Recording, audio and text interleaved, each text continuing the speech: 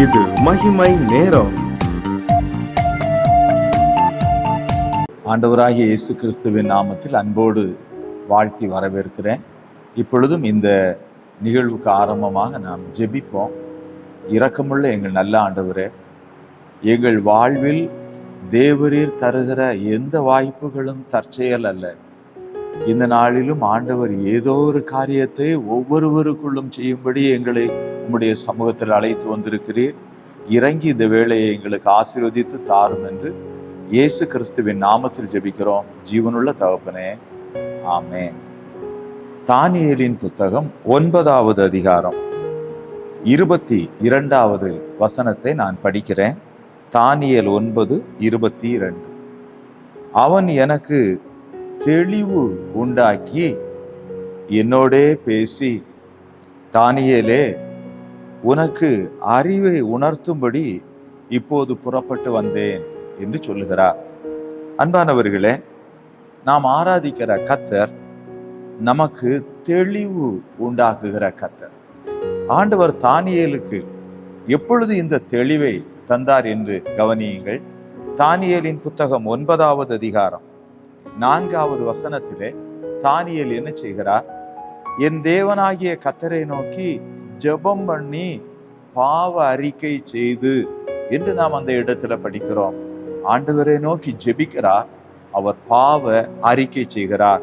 மறுபடியும் பாருங்கள், தானியேலின் புத்தகம் 9:15வது வசனத்தின் கடைசி பகுதியில் சொல்லுகிறார், ஆண்டவரே, நாங்கள் பாவம் செய்து துன்மார்க்கராய் நடந்தோம் என்று தன்னுடைய நிலைமை ஆண்டவரிடத்துல சொல்லுகிறார்.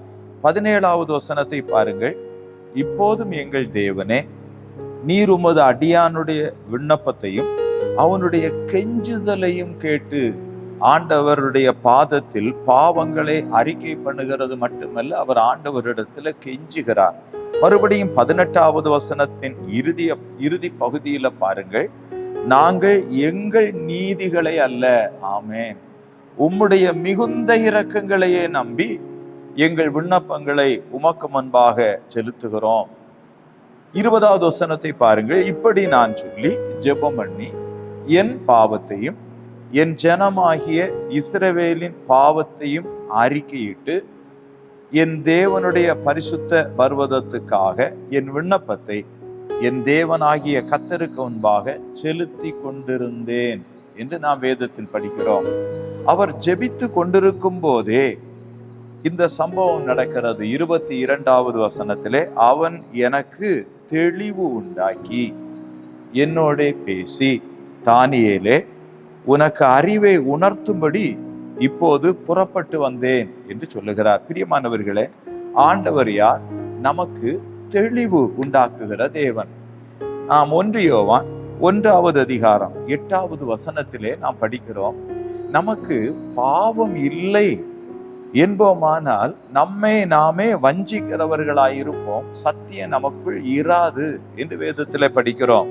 ஆனால் 9வது வசனத்தை பாருங்கள், நம்முடைய பாவங்களை நாம் அறிக்கையிட்டால், அல்லேலூயா, ஆண்டவருடைய சமூகத்துல நாம் வரும்போது நம்முடைய பாவங்களை நாம் அறிக்கையிடுகிறோம்.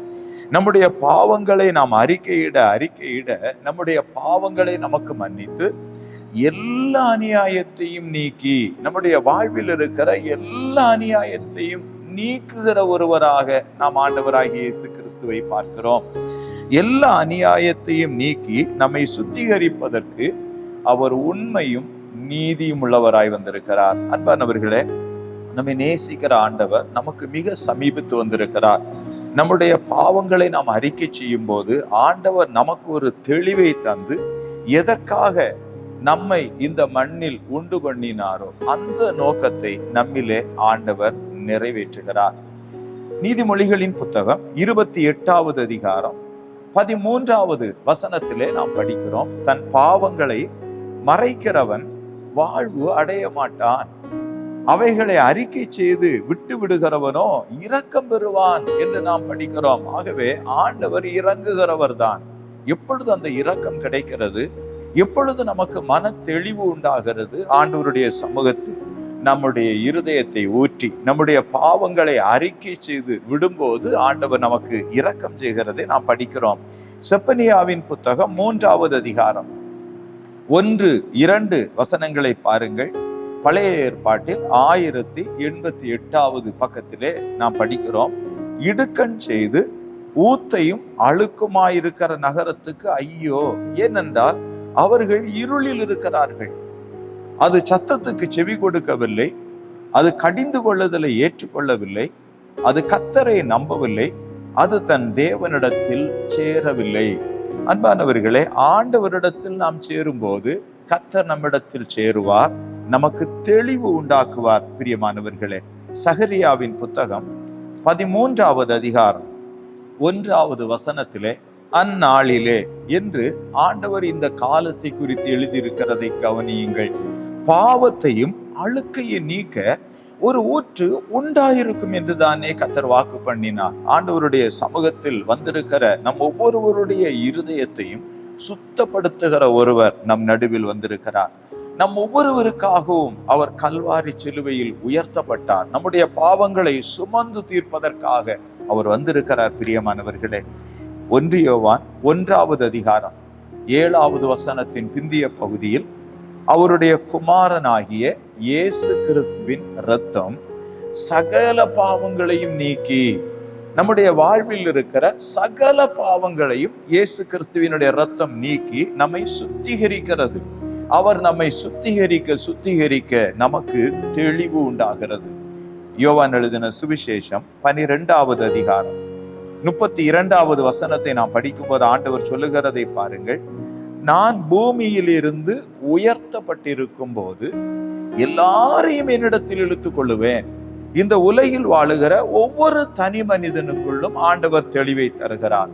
யார் யார் ஆண்டவராகிய கிறிஸ்துவின் இடத்திலே வருகிறார்களோ எல்லாருக்குள்ளும் இந்த தெளிவை தருகிறார். யோவான் 8வது அதிகாரம் 28வது வசனத்தை பாருங்கள். இயேசு அவர்களை நோக்கி, நீங்கள் மனுஷகுமாரனை உயர்த்தின பின்பு நானே அவர் என்றும், நான் என் சுயமாய் ஒன்றும் செய்யாமல் என் பிதா எனக்கு போதித்தபடியே இவைகளை சொன்னேன் என்றும் அறிவீர்கள். அதே போல யோவான் 3:15 பாருங்கள். தன்னை விசுவாசிக்கிறவன் எவனோ அவன் கெட்டு போகாமல் நித்திய ஜீவனை அடையும்படிக்கு உயர்த்தப்பட வேண்டும். இயேசு கிறிஸ்து நம் ஒவ்வொருவருக்காகவும் உயர்த்தப்பட்டார். லூக்கா எழுதின சுவிசேஷம் 15வது அதிகாரம் 17வது வசனத்தில், இளைய மைந்தன் புத்தி தெளிந்த போது அவன் தன் தகப்பனிடத்துல வருகிறதை பாருங்கள். தன்னுடைய பாவத்தை குறித்த ஒரு உணர்வு அவருக்குள் வந்தபோது தன்னுடைய தகப்பனிடத்துல வருகிறார். தகப்பனிடத்துல வந்து தன்னை தாழ்த்தி அவர் ஜெபிக்கிறதை பாருங்கள். ஆகவே ஆண்டவருடைய சமூகத்துல நாம் வந்து நம்முடைய பாவங்களை அறிக்கை செய்ய பரிசுத்த தேவன் அவர் தூரத்தில் வரும்போதே ஓடி வருகிறார். லூக்கா 15:20 நாம் தூரத்தில் தான் வருகிறோம், நம்முடைய பாவங்களை அறிக்கை செய்து ஆண்டவரிடத்தில் சேருகிறோம். இப்பொழுது லூக்கா 15, 22, 23, 24 வசனத்தில் சொல்லப்பட்டபடி ஆண்டவர் நமக்கு இறங்கி நன்மைகளை தருகிறார். மனம் திரும்புகிற ஒரே பாவியின் நிமித்தம் பரலோகத்தில் மிகுந்த சந்தோஷம் உண்டாயிருக்கிறது. அப்படியே ஆண்டவருடைய சமூகத்துல நம்மை தாழ்த்தி அர்ப்பணிப்போம். ஆண்டவர் நமக்குள் அந்த பெரிய மனத்தெளிவை தந்து நம்மை ஆசீர்வதிப்பாராக. ஆண்டவரை நோக்கி ஜெபிப்போம். இரக்கமுள்ள எங்கள் நல்ல ஆண்டவரே, தானியேலுக்கு தெளிவுண்டாக்குகிற கர்த்தர் இப்பொழுது எங்களை ஆண்டவரை ஆசீர்வதிக்கும்படி வந்திருக்கிறேன். எங்களை சமீபித்து வந்திருக்கிறேன். இந்த வார்த்தைகளை கேட்டுக்கொண்டிருக்கிற ஒவ்வொருவரிலும் நீர் விரும்புகிறதை செய்திருடும் என்று உம்முடைய சமூகத்துல எங்களை அர்ப்பணிக்கிறோம். எங்கள் ஜீவனுள்ள தகப்பனே, ஆமென்.